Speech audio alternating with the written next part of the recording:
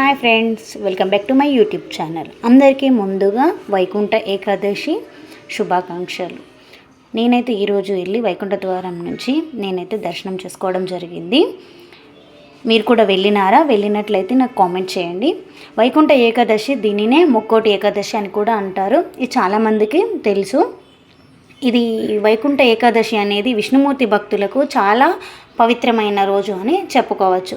ఈ రోజు ఏంటి అంటే వైకుంఠ ద్వారం అనేది ఈ రోజున తెరుచుకుంటుంది. ఈరోజు వైకుంఠ ఏకాదశి రోజున విష్ణుమూర్తి గరుడ వాహనుడై 3 కోట్ల దేవతలతోటి మన భూలోకానికి వస్తాడని మన నమ్మకం. కాబట్టి ఈ రోజున విష్ణు ఆలయాల్లో వైకుంఠ ద్వారం అనేది తెరుచుకుంటుంది. వైకుంఠ ద్వారం తెరుచుకుంటుంది కాబట్టి ఆ వైకుంఠ ద్వారం నుంచి వెళ్ళిన వాళ్ళకి, ఎవరైతే వెళ్తారో వాళ్ళకి మోక్షం లభిస్తుందని భక్తుల నమ్మకం.